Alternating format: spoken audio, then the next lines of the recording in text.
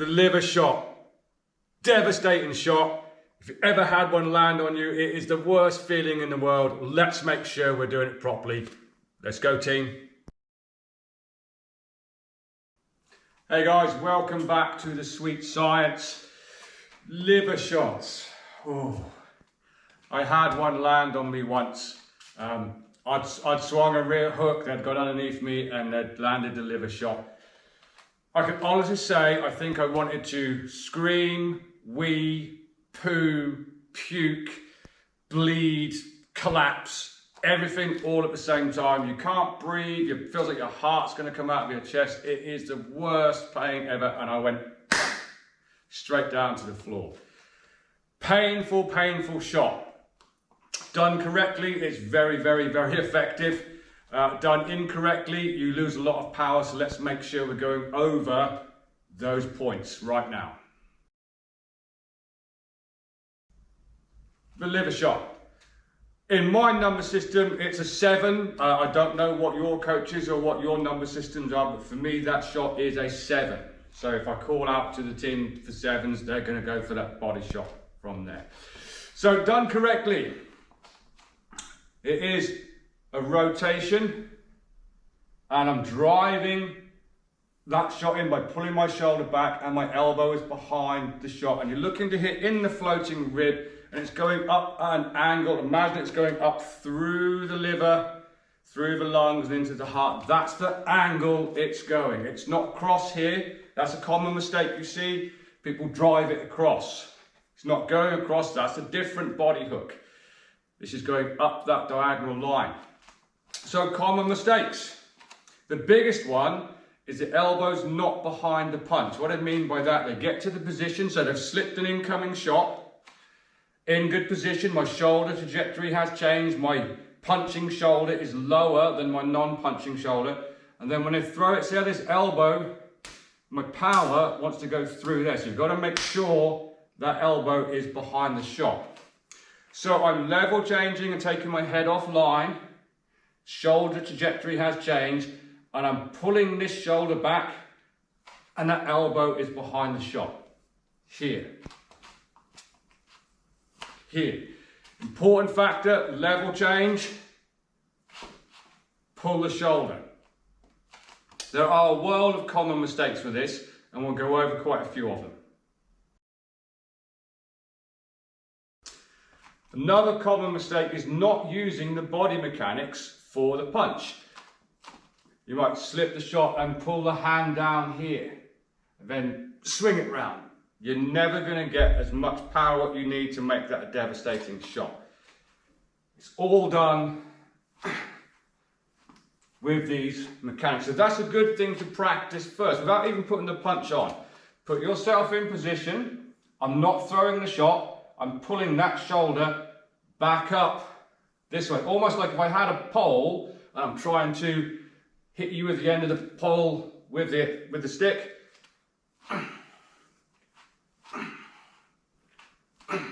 That's just making sure you're working that body mechanic and you're not pushing. Okay, so I'm down.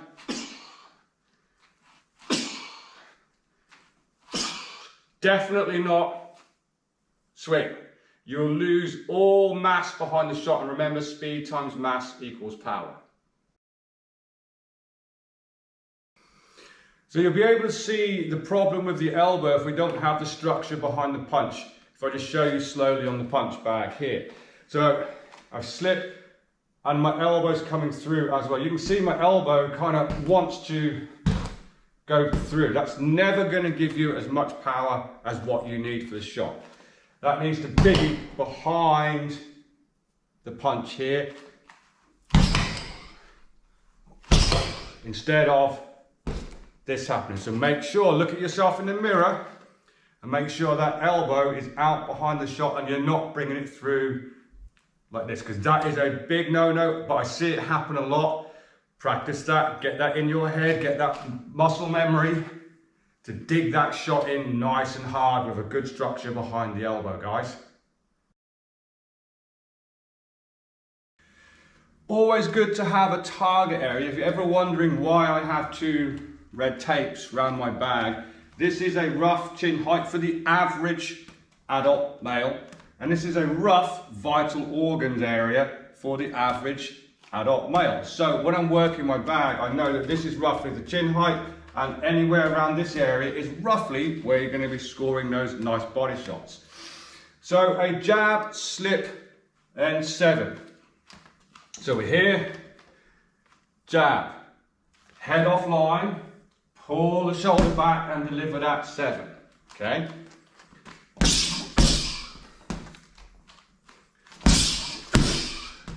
Make sure you're keeping everything tight. Non-punching hand is on the chin. Your body mechanics, your shoulder trajectory has changed. I'm pulling my rear shoulder back as I'm delivering that punch.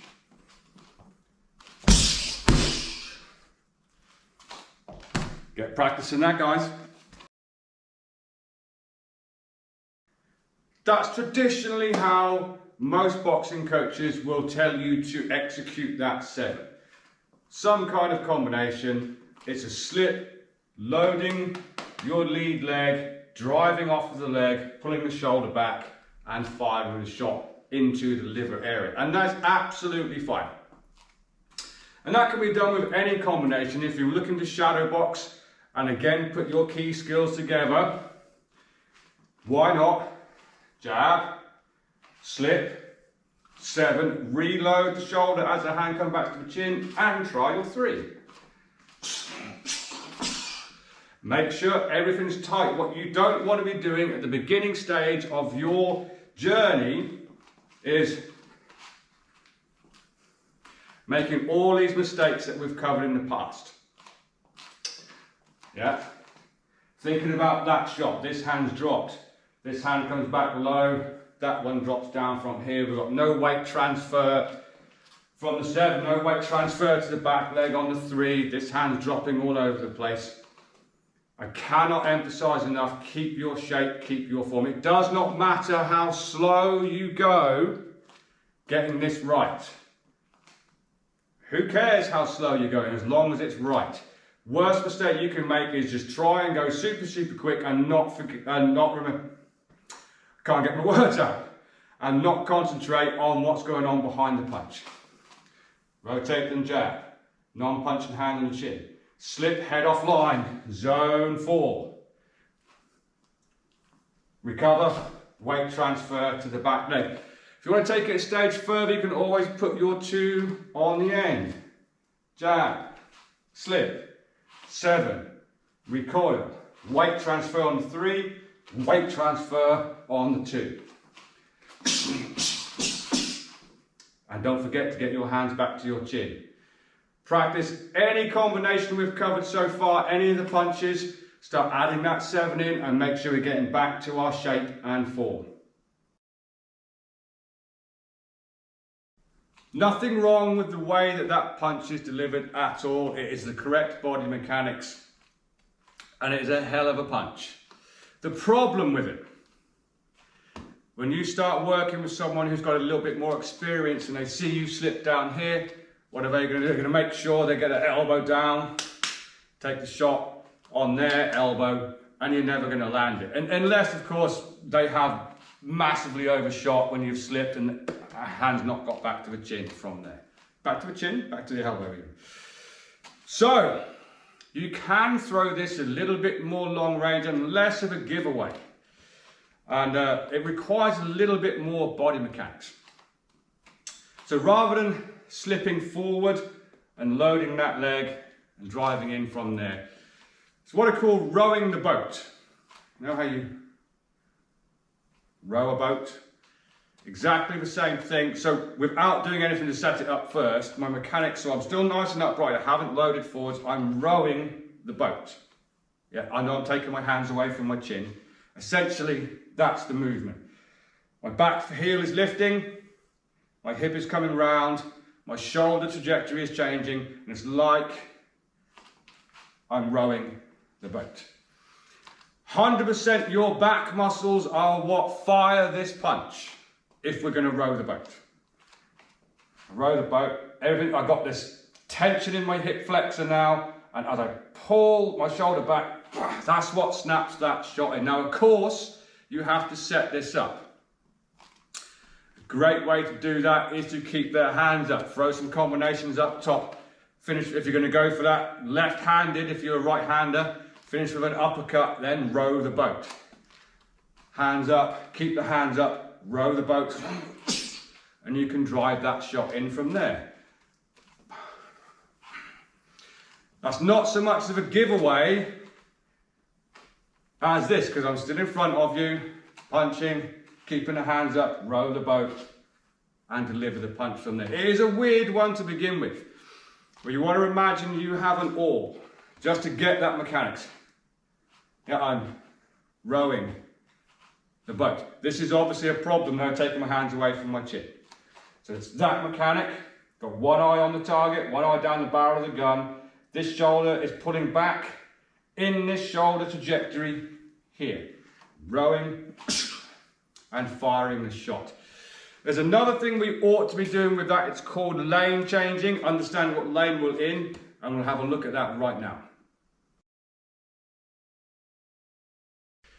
So this little pattern on the floor, this is actually set up for our juniors, just a little bit short for me. I like to be a little bit about here. But you can see I have a central line. I've got my feet 45 degrees. Right now I'm in lane 2. So if I was to throw my jab and my uppercut, that's going down lane 2. So my elbow is kind of in the middle of my body, even though I've rotated. If I just change lanes, so we've done some footwork. By changing lanes, all I mean is I haven't gone too far. I haven't exited. Here's the central line. Myself and you right now, we're in lane 2. So here's you. I just go there slightly. You'll find that your uppercut, instead of having to kind of really get underneath the chin there, it comes from underneath your shoulder, but it hits in the same place. So instead of there, it's in line with my shoulder. So it's a very minimal movement. So if I was to go, combining some key skills again, step on the jab, we've done this. Bring the uppercut in, I've changed lanes, now row the boat. It's a brilliant little combination because one, I'm changing lanes. Any incoming attack is probably coming down lane 2, should we be throwing at the same time. But I'm trying to engage the hands, get them to get their hands up from there, which exposes the liver ever so slightly. Engage the hands on the first step. The rear hand uppercut comes in as I bring the back foot in, so I've got my good foundation. Then I row the boat and take that shot just underneath the elbow, because hopefully they've lifted their hands to make sure they're safe from the uppercut. Look how little my feet move.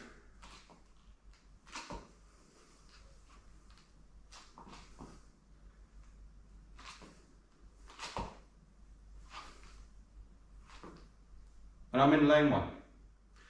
Good one to practice, guys. It's a key skill again, because you're combining not just shadow box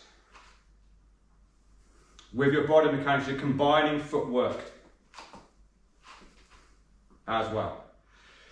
Might be a little bit advanced for some of you right now, but think about lane changing. Basically, if I want to throw a left hand punch, I want my opponent slightly on my right. If I want to throw a right hand punch, I want them slightly on my left. We're talking about incoming from the flank. Obviously they can be straight down the middle, doesn't really matter. Flank shots, I want you slightly on my right for my flanks from the left, and slightly on my left for my flank shots from the right. That's basically lane change. You'll find you'll have more success with that.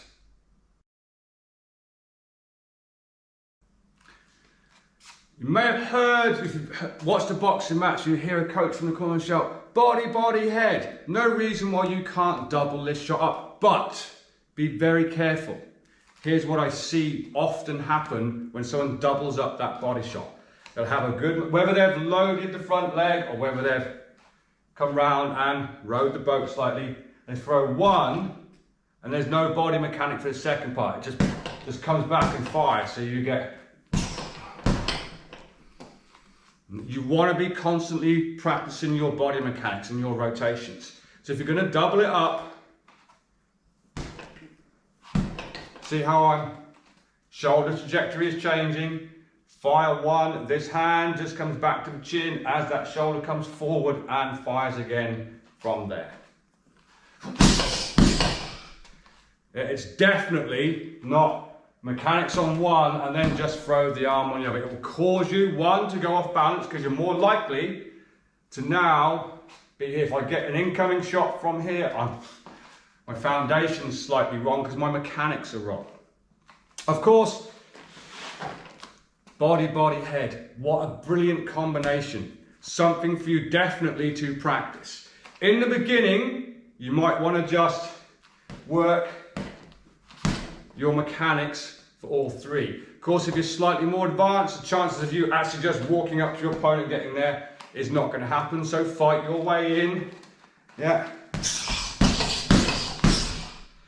From here, but in the beginning, there's no reason why you can't just load up the leg, shoulder trajectory change, elbow behind the punch, reset mechanically, throw it again, and then come up to the head. Shoulder trajectory change, elbow behind the punch, reset, elbow behind the punch, elbow behind the punch on the hook as well.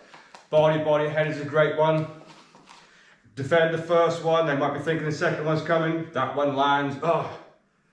Now you get clipped with this third shot. Triple your punches up. Body, body, head. Good way to practice. Okay, the liver shot, guys. It's a hell of a punch if you can land it. It is also the southpaw's curse as well. If you've got southpaw v orthodox, so I'm this way and the southpaw's here, every time they throw that jab, that is exposed all the time. Horrible shot. Don't be discouraged if you, in the beginning, if you find you're not getting too much power on it, it will be a mechanical problem somewhere. Maybe you've got your shoulder trajectory changing, but you've not lifted your rear heel and brought this hip forward. You've got this bit right, but this bit down below is wrong. Maybe that's all correct, but you're really pushing the punch instead of pulling. Remember, everything is a pull, not a push. It's the opposite to what you think it is. That was a push, that was a pull. Take your time with it, practice it. I can't explain. Of all of the years I've been doing this, so I've fought Taekwondo, I've fought in boxing, I've fought in Thai boxing, I've fought MMA, amateur, semi-pro and pro, and the worst punch I've ever had was that liver shot. It just crippled me. I wanted to get up, but I could not get up. It was horrendous. So if you can master the art of that, it can be a fight stopper. Take your time with it. Look in the mirror. See if you're looking like you've got good shape and good form, because there's a chance you're not. You might, in your head, you think you are, but you're probably dragging this elbow a little tiny bit, or you're not level changing enough. Or when you row the boat, you haven't really engaged this hip flexor and you're just pulling round like so instead of pulling up here. It's the exact opposite to what we think it is. So take your time, film yourself, get in front of a mirror, have a little look at the details, and it is the little details that will make this one better. So there's two ways to throw the body shot, the liver shot, the 7 as we call it here. I hope you've enjoyed the content. I really just want to say a big thank you again for everyone who's liked and subscribed to the video so far. Really appreciate it, and it is helping the channel grow quite quickly. So massive thank you. I will leave a link in the description for the head movement one again, in case you haven't quite got that. Zone 1, Zone 2, Zone 3, Zone 4. You'll need Zone 3 for this particular technique to work. If you have any comments, please put them down and I'll get back to you. If you've got any questions, same thing. But until next time, well done team, carry on training, and I'll see you soon.